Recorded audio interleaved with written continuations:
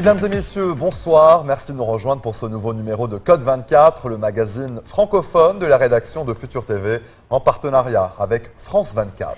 Code 24, votre code d'accès à la planète info. Passons tout de suite au sommaire de cette édition.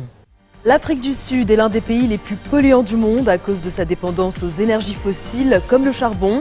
Mais Pretoria réfléchit aujourd'hui à diversifier son mix énergétique. Nous vous emmènerons ensuite dans les coulisses de la Black Fashion Week de Paris, un événement incontournable qui veut faire bouger les frontières et les esprits. Retour à Sidi Bouzid dans le centre de la Tunisie, 5 ans après l'immolation de Mohamed Bouazizi qui provoque une vague de révolte dans le monde arabe.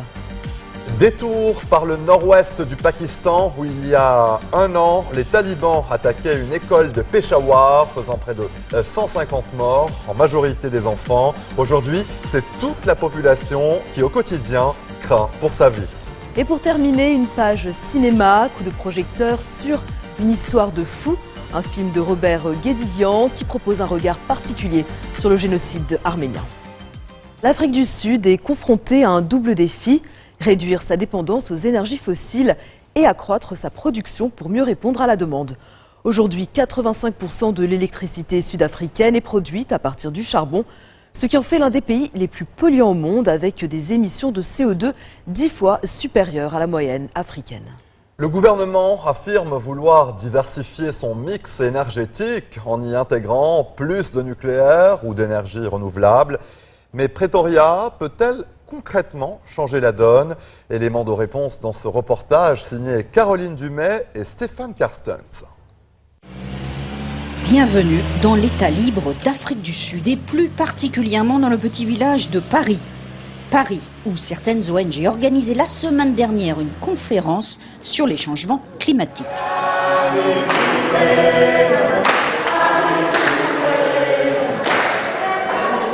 De Paris à Paris, les activistes étaient tous les jours en contact avec leurs représentants en France pour s'assurer que l'Afrique du Sud soit entendue. And to be very clear, we need to challenge our own governments. At the moment, we're much too weak. À l'heure actuelle, nous sommes encore bien trop faibles. Nous avons devant nous un énorme travail de mobilisation si nous voulons construire un mouvement qui arrive à protéger au niveau local les populations contre la pollution qui les affecte et au niveau global des conséquences du réchauffement climatique. Les Sud-Africains sont inquiets. Leurs émissions de gaz carbonique sont 10 fois supérieures à la moyenne africaine et les populations en souffrent. Tandy et Rona sont toutes les deux originaires de Sasolburg, à une trentaine de kilomètres de Paris. C'est l'une des villes les plus polluées du pays. On souffre d'asthme et aussi de sinusite. On a aussi des problèmes aux yeux qui coulent en permanence. On a aussi des cas de tuberculose, des problèmes respiratoires, des maux de gorge, des migraines, des enfants qui ont des diarrhées chroniques et des problèmes de peau. Si la qualité de l'air est si problématique, c'est aussi parce que cette région abrite une dizaine de centrales thermiques au charbon. Pretoria dépend à 80% des énergies fossiles. Le président Jacob Zuma vient même d'inaugurer Medupi, une méga centrale au charbon comme on n'en construit plus. Pour Pretoria, l'important c'est de produire toujours plus d'électricité. Nous n'avons aucun temps à perdre. Nous devons, en tant que pays, avancer encore plus vite. L'Afrique du Sud a bien du mal à soutenir sa croissance. Les coupures d'électricité sont régulières et dans les locaux d'Eskom, la compagnie nationale, on fait le point tous les 3 mois sur l'état d'un réseau vieillissant. Dans cette course au mégawatt, la transition vers des énergies propres est un luxe. Ça veut dire emprunter de l'argent, s'endetter. Atténuer les effets du changement climatique, ça va probablement se traduire par une augmentation des impôts pour les Sud-Africains. Mais nous allons continuer à nous battre pour trouver des solutions qui soient bon marché.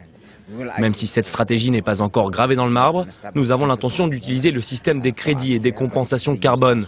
Je ne vois pas pourquoi nous ferions l'impasse sur ça. Compensation, l'expression est sur toutes les lèvres face aux difficiles objectifs de la COP21. Pretoria rappelle que le pays est pauvre, que la demande d'électricité a cru de 20% en 10 ans et que les Sud-Africains ne sont même pas encore tous reliés au réseau.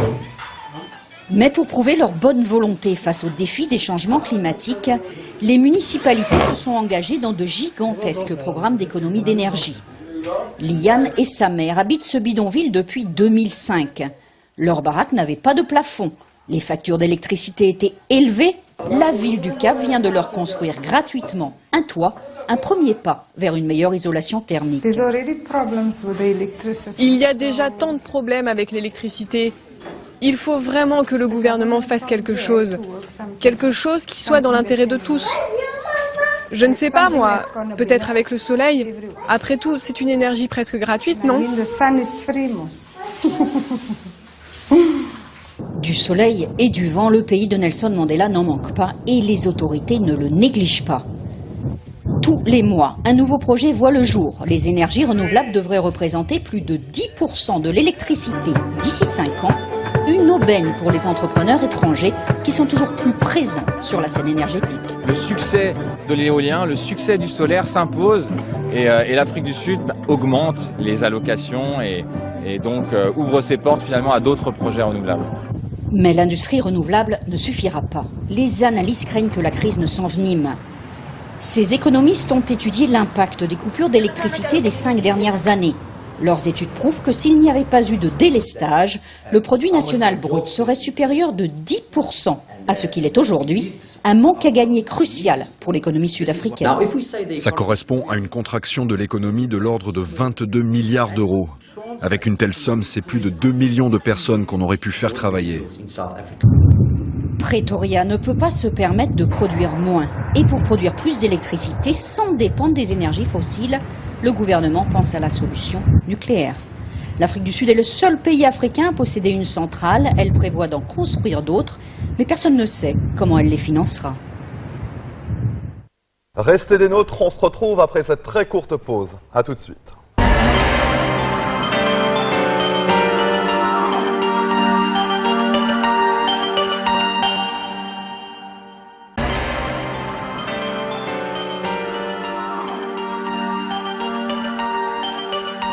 Une page mode à présent avec la 4e édition des défilés africains qui s'est tenue à la mi-décembre à Paris, fondée par Adama Amanda Ndiaye, une créatrice franco-sénégalaise. La Black Fashion Week est une contre-offensive à la domination d'un modèle culturel occidental. Dans la capitale française, ce rendez-vous de la mode est d'ailleurs une histoire de culture plus que de couleurs. Elle fait bouger les frontières et les esprits, s'adressant à toutes les femmes éprises de liberté. Retour sur l'édition 2015 avec la brésilienne Carole Barrett, Eliette le Superbe de Guadeloupe ou encore Racha Falah, une créatrice franco-djiboutienne. Parmi les événements mode qui agitent Paris tout au long de l'année, il en est un peu connu mais incontournable, la Black Fashion Week. Considérée comme une contre-offensive à la domination d'un modèle culturel occidental, la Black Fashion Week a pour objectif de faire bouger les frontières et les esprits.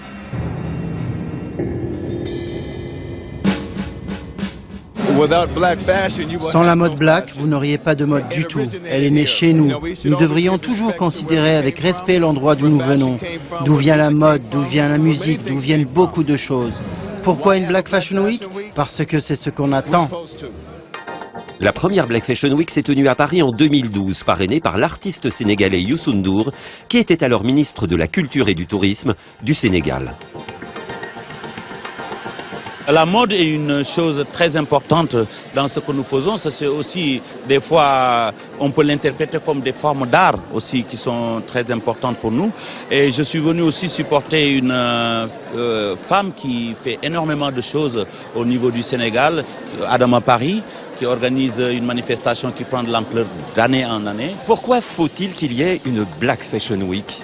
Pourquoi est-ce que ça ne s'inclut pas dans le mouvement de la... Je réponds seulement « Black is beautiful ». Si la Black Fashion Week existe encore aujourd'hui, c'est grâce à la ténacité d'Adama Amanda Ndiaye qui l'a fait naître.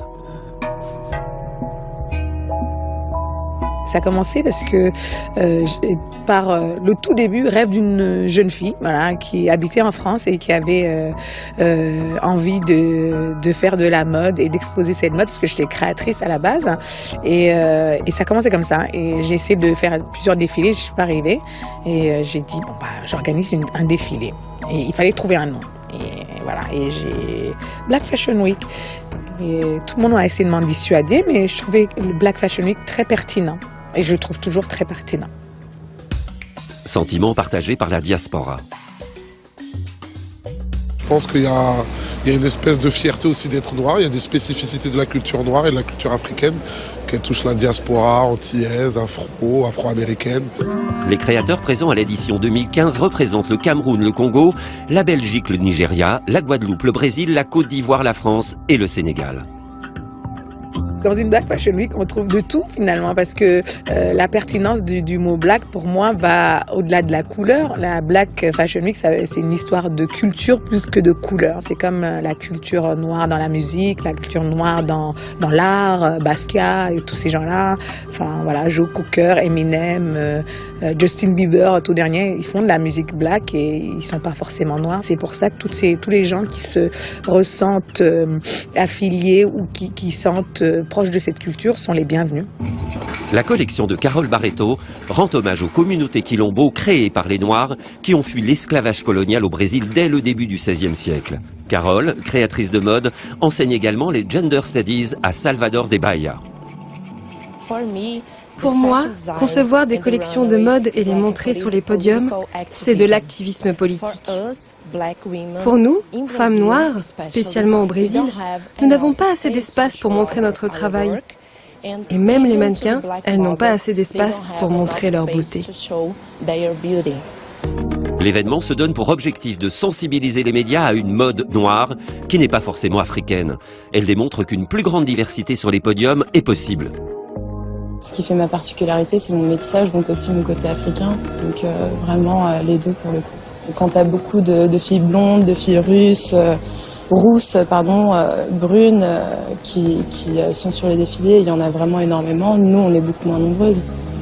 Et on est peut-être plus originales.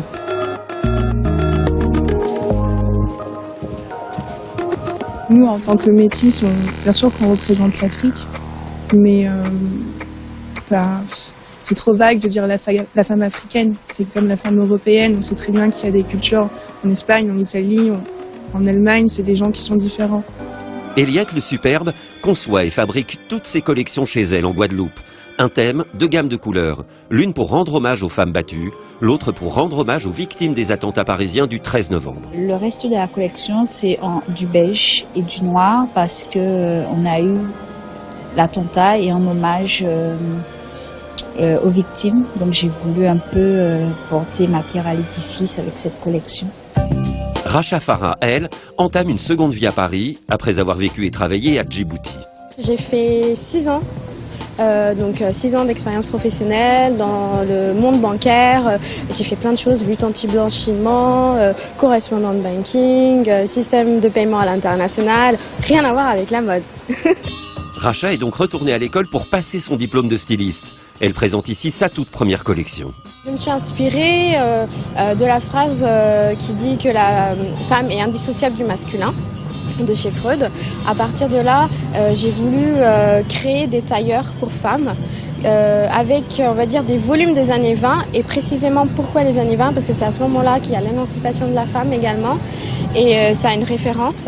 Et toujours le code vestimentaire masculin. La collection de Racha Farah est très internationale, loin de toute connotation ethnique. L'Afrique devient tendance.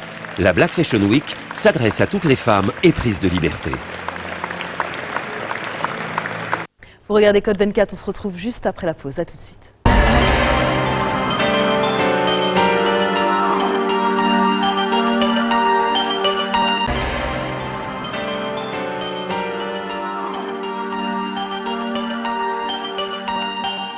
Direction à présent la ville de Sidi Bouzid, dans le centre de la Tunisie. Là-bas, on ne célèbre pas que le 14 janvier 2011, date de la chute de Ben Ali, mais aussi le 17 décembre 2010.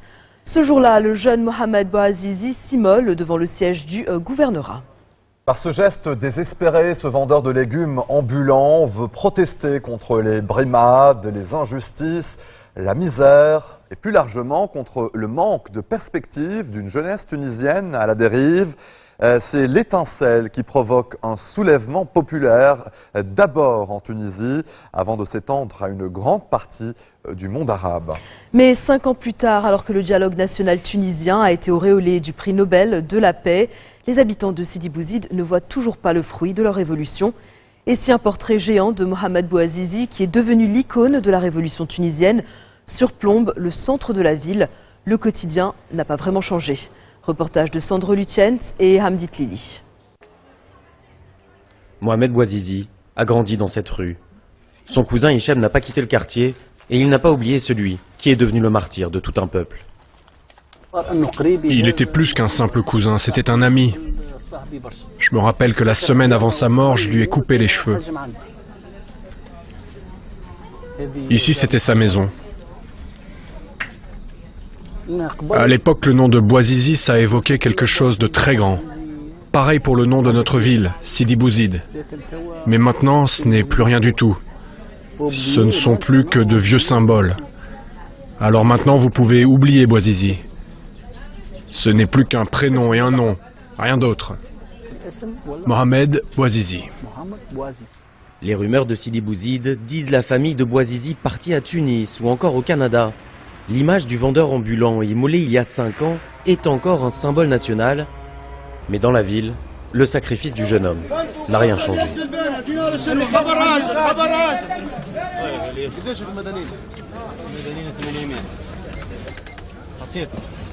C'est toujours pareil. Ceux qui travaillent pour les autorités locales, ils veulent toujours notre argent. Ils me demandent 3 dinars juste pour cet emplacement. Après, il me reste quoi? Moi, si je gagne 5 dinars en une journée, c'est déjà super. À 26 ans, Smaïn est comme tous les jeunes de Sidi Bouzid. Il travaille un jour sur 3 et il a hérité du désespoir de Bouazizi. Il s'est immolé pour rien. Maintenant, c'est devenu du chacun pour soi. Une deuxième révolution viendra et moi j'irai me faire brûler comme Bouazizi. J'ai 20 ans, je suis au chômage. À Sidi Bouzid, plus d'un tiers des jeunes sont au chômage. Le fléau touche surtout les diplômés qui passent directement des bancs de la fac aux chaises des cafés. La région a reçu d'importantes sommes d'argent pour le développement. Les projets sont financés, mais seuls 30% sont en marche. La faute à une trop faible administration locale. On marche avec un rythme un peu lent, mais il n'a pas les moyens nécessaires pour exécuter des projets avec cette envergure, avec cette enveloppe d'argent. On attend beaucoup de cette nouvelle loi de décentralisation. En attendant, l'État reconnaît son impuissance et les investissements privés n'osent pas venir jusqu'ici. Les Bouzidiens l'ont compris et cherchent désormais à se débrouiller tout seuls. Ils sont des dizaines désireux de lancer leur propre projet, à être venus aujourd'hui pour une séance de speed coaching. Des messages d'encouragement que la jeune Manal connaît déjà par cœur. Son projet, elle l'a lancé cette année avec l'aide d'agences de développement. Je suis venue voir ce qu'il y a de nouveau. Moi, je veux étendre mon activité, alors je suis venue chercher des conseils et des idées pour que mon projet passe à la vitesse supérieure.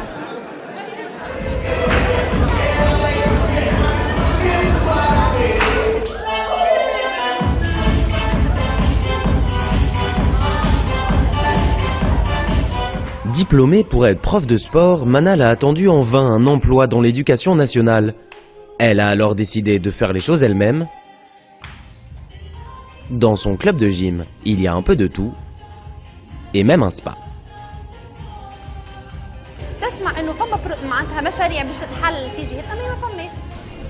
On entend tout le temps dire que l'État va lancer tel ou tel projet, mais il ne se passe rien. Alors les gens sont très contents quand il y a des initiatives personnelles, de nouvelles activités, quelque chose d'original. Je souhaite vraiment que les gens réussissent à lancer de tels projets dans leur propre ville. Si on vient de Sidi Bouzid, pourquoi est-ce qu'on irait lancer nos projets ailleurs? Ils ont envie de voir plus de nouvelles choses dans leur ville. Un petit succès qui ne cache pourtant pas la désillusion de toute une ville. Pour relancer son économie, la région de Sidi Bouzid attend d'être désenclavée grâce à une autoroute promise en 2011 pour la relier à la capitale. Les travaux commenceront au mieux en 2017, plus de 6 ans après la Révolution.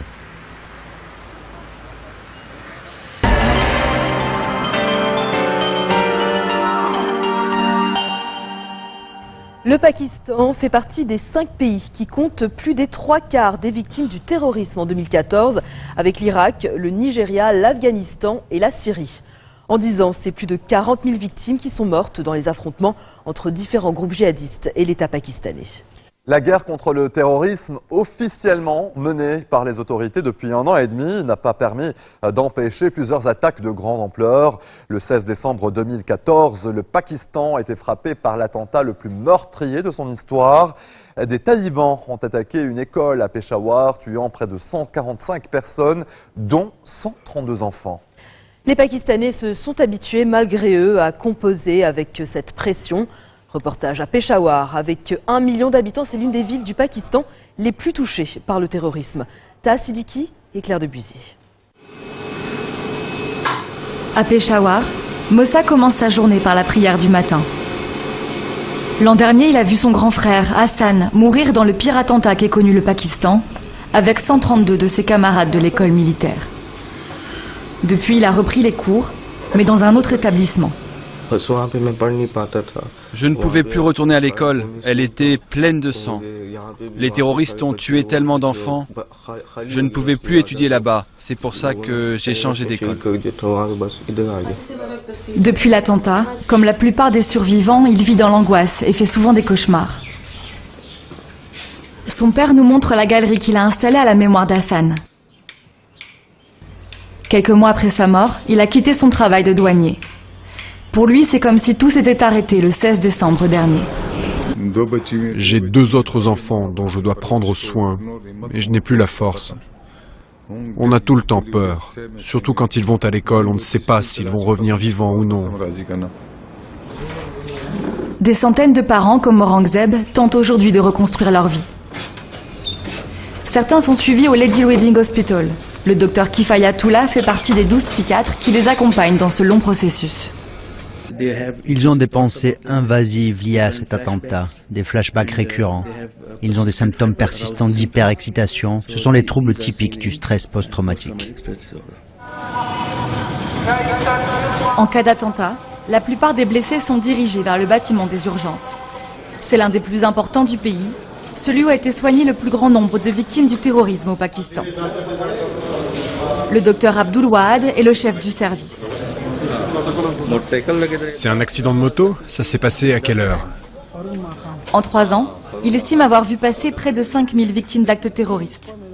Malgré son expérience, l'attaque contre l'école de Peshawar l'a lui aussi bouleversé.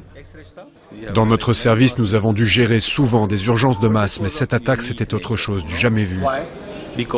Parce que c'était des enfants, en uniforme, des élèves, des enfants adorables, vous comprenez? Touchés au cou, à la poitrine, attaqués de manière très brutale. L'hôpital se tient prêt à faire face à un afflux de blessés. C'est l'un des seuls à disposer en permanence d'une importante réserve de sang pour les transfusions. Mais aux grandes dames du médecin, la sécurité de l'hôpital est toujours insuffisante, alors qu'il est aussi une cible potentielle. Un commando suicide pourrait pénétrer l'hôpital. Si c'est ce qu'il veut faire, n'importe qui de mal intentionné peut entrer ici.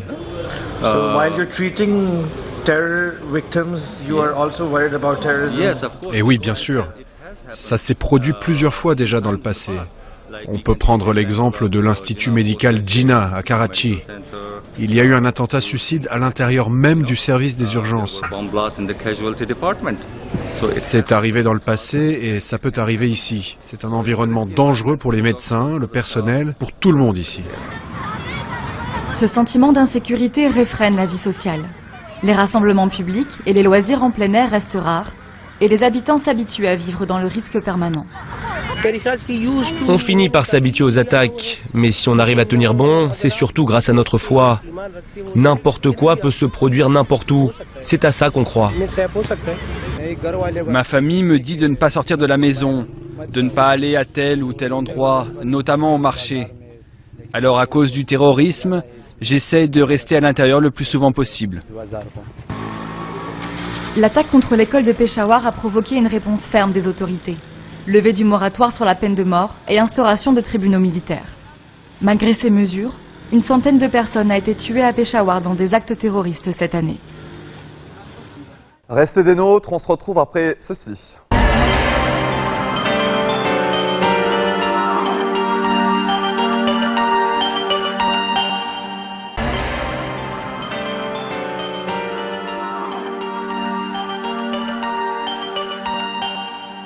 Tout de suite, place à l'entretien de Code 24. C'est avec Serge Barbery.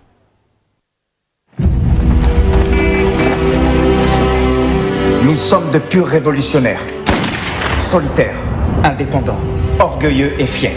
Aucune force au monde ne pourra salir notre lutte ni épuiser notre volonté. Vos pères se vengeaient comme Tellurian. Eux au moins ils ont tué une cinquantaine des 500 criminels de la liste qu'ils avaient établie. Depuis, plus rien. Votre génération a renoncé. Vous êtes vos propres fossoyeurs. Soyons les héritiers de Tellurian et finissons son œuvre de justice. Justice pour le peuple arménien. J'ai toujours dit que j'étais arménien. Je n'ai jamais trahi personne. Je te respecte pour ça. Et pour le reste, tu me méprises.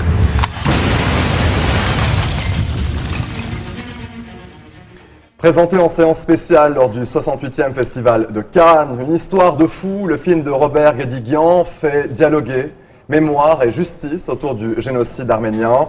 Pour les passionnés du cinéaste français d'origine arménienne, son dernier film répond à tout ce qu'on attend de lui, engagé, politique, objectif, véridique, tout en nous entraînant dans une trame dramatique originale, et ce, malgré la difficulté de son sujet, sauvegarder la mémoire, mettre en œuvre la vengeance et demander justice pour les rescapés du génocide arménien. Dans Une histoire de fou, Guédiguian questionne également l'identité arménienne 100 ans après ces massacres, descendant de rescapés du génocide, fils d'une Allemande dont les dirigeants ont commis un génocide reconnu.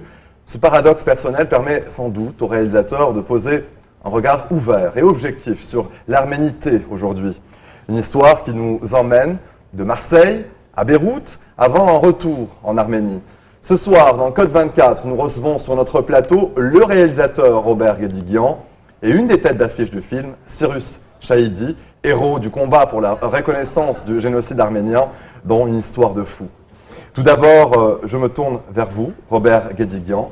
Qu'est-ce qui vous a donc amené à faire cette histoire de fou? C'était comme une obligation, c'est-à-dire une responsabilité. Quand on dit « je suis votre obligé », vous savez, en français, c'est une jolie expression française, je suis, j'allais dire, l'obligé de tous les Arméniens du monde. Enfin, je crois que quand on est Arménien, on ne peut pas un jour ou l'autre ne pas se préoccuper enfin, de cette question-là, ne pas s'occuper de cette question-là à travers les moyens que l'on a. Alors moi, je suis cinéaste, donc c'est à travers le cinéma. Mais inévitablement, il fallait que je parle et que je traite de cette question. Et je l'ai traité, je me suis dit, je l'ai traité, si vous voulez, en essayant de voir ce qui s'était passé sur plusieurs générations après le génocide. J'atteste le génocide, sans le montrer d'ailleurs. Mais donc on en parle à travers un procès. Mais ensuite, je montre les différentes stratégies, en fait, qu'un peuple a été obligé de mettre en œuvre pour survivre à ce génocide, pour continuer à exister, pour continuer à transmettre sa mémoire, et pour finalement y être. Je montre aussi qu'il y est parvenu. Aujourd'hui, il y a une petite Arménie indépendante, très faible bien sûr, très fragile, même fait c'est un petit État qui existe, et les Arméniens du monde entier ont un rapport avec cette Arménie. Donc j'allais dire une fois de plus, ça devrait faire penser tous les dirigeants du monde, le génocide a raté. Je me tourne vers vous. Cyrus, Aram se désole que son père ait abandonné la lutte armée et donc vous vous engagez justement dans cette lutte armée avec tout d'abord un attentat contre l'ambassadeur de Turquie à Paris, puis direction Beyrouth, vous allez rejoindre les rangs de la Sala. À votre avis, Aram, est-ce que la lutte armée est le seul moyen pour que le génocide soit reconnu ? À l'époque, je pense que oui, en tout cas c'était le meilleur des moyens. Mon personnage, à un moment dit, on a plus parlé de l'Arménie dans ces 5 dernières années que dans les 50 années qui ont précédé. Et c'est une triste réalité, mais voilà, mais c'est comme ça. Vous évoquez, Monsieur Guédiguian, donc le combat mené par votre héros avec une certaine distance. On le voit. Que représente-t-il pour vous, d'autant plus que votre position sur l'engagement de la Sala dans le film n'est pas clairement définie. C'est-à-dire c'était un mal nécessaire. Aujourd'hui, quand je regarde aujourd'hui avec le recul historique, donc la Zala n'existe plus depuis belle lurette. Il n'y avait pas que la Zala d'ailleurs, il y avait d'autres formes de lutte arménienne en ce moment-là, il faut le préciser. C'est vrai que pour cette génération, la 2e ou 3e génération, en fait, ils s'apercevaient que la question était définitivement enterrée, la question arménienne, en fait, définitivement. Donc, et n'oublions pas de dire que la Turquie, à ce moment-là, dans les années 80, est un État fasciste, qui emprisonne, torture, prisonniers politiques, exécute 30 000 prisonniers politiques, torture les Kurdes, etc., etc. Bon. Donc c'est vrai que ces jeunes gens, quand même, lorsqu'ils se révoltent, et lorsqu'ils exécutent un ambassadeur turc, dans ces années-là, ils exécutent un représentant de cet État fasciste. Pour eux, ils se situent en droite ligne d'un combat international, en fait, contre le fascisme. En fait, pour eux, les Turcs, à ce moment-là, sont des nazis. Ils reprennent le combat, même des résistants français, contre les nazis, qui, effectivement, exécutaient aussi des nazis dans la rue, à bout portant, comme ça. Bon. Donc, c'est vrai que cette lutte-là, elle est... sans cette lutte-là, on ne parlerait pas. Je n'aurais pas fait le film. Je ne serais pas là en train de parler de l'Arménie. Donc, Pourquoi un coup de projecteur sur la Zala, justement, et pas d'autres de groupes armés? Non, si vous voulez, j'ai considéré plutôt, c'est bien pas la Zala je crois que c'est pas nommé dans le film, hein. Si vous voulez, j'ai préféré travailler sur les jeunes gens de ce moment-là qui avaient encore un espoir révolutionnaire internationaliste. Donc ce qui m'intéresse, et ça c'est ma biographie, c'est-à-dire je suis internationaliste viscéralement, voilà. Donc de ce fait, je voulais travailler sur un mouvement, certes, qui travaillait la question arménienne, et qui agissait sur la question arménienne, mais qui en même temps avait un point de vue internationaliste, et à ce moment-là, vous le savez, mieux que moi d'ailleurs, Beyrouth était presque la réunion de tous les espoirs encore révolutionnaires qui existaient dans le monde. Il n'y avait pas que les Arméniens, il y avait bien sûr les Kurdes, mais il y avait aussi des Italiens, des Basques, des membres de l'IRA, de l'armée irlandaise.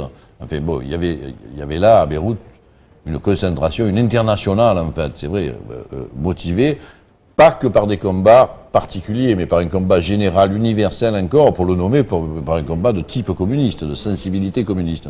Voilà pourquoi j'ai travaillé plutôt cette question-là. D'ailleurs, je vous propose de regarder un extrait, justement, d'une histoire de fou.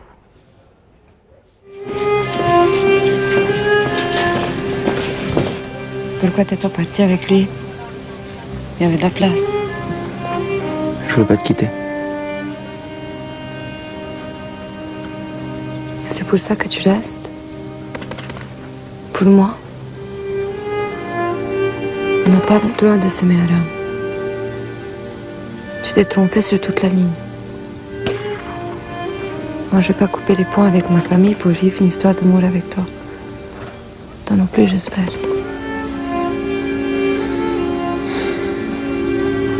Vrai, j'ai en train de devenir fou. Non, Aram. À tout moment, il sacrifie sa vie pour la cause arménienne. Toi aussi, c'est ce que tu veux? Tu me poses la question? Oui, c'est ce que je veux. Je croyais que tu étais d'accord quand tu t'es engagé avec nous. Tu veux savoir? Dans quelques jours, je pars à Lisbonne. On va placer une voiture piégée devant le consulat de Turquie. Alors Cyrus Faïdi, à travers Aram, on découvre l'Arménie intime. Comment faites-vous justement pour, en étant d'origine iranienne, il faut le mentionner, comment faites-vous pour prendre du recul et donc sur une histoire qui n'appartient pas nécessairement à votre passé? Ouais, je pense que c'est déjà la base du travail de l'acteur. Et puis moi j'étais très touché par l'histoire arménienne, je connaissais pas bien l'histoire du génocide arménien. Et grâce à Robert, grâce à son scénario, puis grâce à son savoir, et puis j'ai eu la chance aussi de partir avec Robert en Arménie. J'ai été baigné dans tout ça. Et ça a été... oui, voilà, je suis très fier aujourd'hui d'avoir fait ce film. Et aujourd'hui, j'espère et je continuerai, je pense, à me battre pour essayer de faire reconnaître ce génocide avec la petite force dont je dispose. Mais je pense que voilà, en tout cas, je pense qu'on a fait un beau film. Et je pense, voilà, petit à petit, je pense que grâce à des œuvres comme celle-ci, le génocide sera peut-être reconnu un jour par les Turcs et partout dans le monde. Robert Guédiguian, vous avez choisi de ne pas filmer le génocide en tant que tel. Pourquoi? Est-ce un choix? Parce que, oui, c'est un choix absolument. C'est une question de cinéma, en fait, vraiment. C'est-à-dire, je crois que la violence extrême, en fait, ne se filme pas. Je crois que c'est une question d'éthique, en fait. Pourquoi elle ne se filme pas? C'est parce que, au fond, le cinéma, évidemment, le risque qu'on court, en la filmant, serait serait que le spectateur y éprouve quelques plaisirs, en fait, quelques formes de jouissance, en fait, je veux dire. Donc, si vous voulez, pour filmer la violence, en fait, il faudrait la filmer toujours de manière répulsive, de manière à ce qu'elle soit irregardable. Et c'est vrai que c'est un paradoxe absolu. On fait des films pour qu'on les regarde, pas pour qu'on ne les regarde pas. Je veux dire, il y a un cinéaste qui a fait ça, d'ailleurs, un jour, il y a longtemps déjà, qui s'appelle Pasolini, qui a fait un film qui s'appelle Salaud, les 120 jours de Sodome, et qui fait un film, à proprement parler, irregardable. C'est depuis ce jour, d'ailleurs, j'étais très jeune à ce moment-là, que j'ai décidé de ne plus jamais filmer de scènes violentes, en fait. Et en général, d'ailleurs, je dis que la complaisance avec la violence dans le cinéma mondial est une chose au fond, qui me dégoûte, que je déteste. Vous détestez? Oui. Je déteste, si vous voulez, le cinéma d'action violent, etc., les jeux de ce type-là, etc., etc., voilà. Je déteste qu'on puisse prendre du plaisir à voir quelqu'un mourir, à tuer quelqu'un, etc., etc., voilà. Même dans un jeu, je veux dire, qu'on s'amuse effectivement dans un jeu à courir après quelqu'un et à lui tirer dessus, ce que font tous les enfants du monde aujourd'hui, je trouve ça absolument abject. Cyrus Chaïdi, le Haram, le personnage que vous incarnez dans le film, à votre avis, est-ce qu'il pourrait un jour pardonner à tous ceux qui l'accusent justement de génocide? Moi, je pense que oui, mais à la fin, mon personnage rencontre le personnage de Gilles Tessier, il y a cette victime, et je pense qu'il y a tous les deux le fait de se rencontrer. Je pense qu'il y a quelque chose de très fort, mais je pense que quelque part, c'est avancé en tout cas dans ce sens-là. Maintenant, je pense que Robert peut-être sera plus apte à. Oui. Je pense que. Je crois qu'on peut pardonner. Ouais, Haram, le révolutionnaire, est-ce que c'est ça? Oui, il peut bien sûr, mais je crois qu'il peut à condition qu'on lui demande pardon d'abord. Voilà. Je crois que le pardon à ce moment-là, c'est un échange, c'est une transaction. Hein, donc, c'est-à-dire si la Turquie demain matin dirait nous reconnaissons le génocide des Arméniens et nous demandons pardon à tous les Arméniens du monde, le surlendemain, on dit ok, on vous pardonne et voilà. Mais il faut qu'il y ait ce geste-là. Je veux dire, on ne peut pas pardonner à quelqu'un qui n'a jamais dit un mot et qui continue même à nier de manière, je dis bien, l'État turc, pas les Turcs. Parce qu'évidemment, il y a énormément, j'ai beaucoup de camarades turcs, j'ai beaucoup d'amis turcs, qui d'ailleurs militent avec moi pour les mêmes réseaux, on signe des pétitions ensemble, on travaille ensemble. D'ailleurs, un des moyens aujourd'hui, pacifiques bien entendu, de travailler cette question de la reconnaissance du génocide, pour moi essentiel, c'est de convaincre en fait la société civile turque. Pas les dirigeants turcs, qui sont de plus en plus d'ailleurs, de ce point de vue, fermés, bornés, nationalistes, et qui ont une politique pour le moins, on ne va pas parler de ça, mais pour le moins ambiguë, en ce moment, très très ambiguë. Voilà. Par contre, la société civile turque, qui souffre d'ailleurs, qui est opprimée en ce moment même, les Kurdes, mais pas que les Kurdes, ceux-là sont tous mes amis, reconnaissent d'ailleurs le génocide arménien, et je suis même désireux de me battre avec eux. Justement, à la fin de votre film, vous dédiez votre film justement à vos camarades turcs, je vous cite, en hommage à nos combats communs, en clin d'œil à une éventuelle réconciliation. Tout à fait. Tout à fait. Mais vous voyez que je vous avais dit que j'étais internationaliste.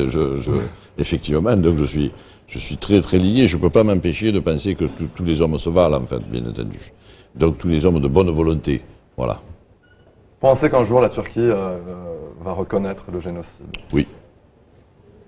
Parce que c'est inévitable, si tu veux, l'histoire, mais souvent, là c'est un temps très très long, et c'est un temps trop long, voilà.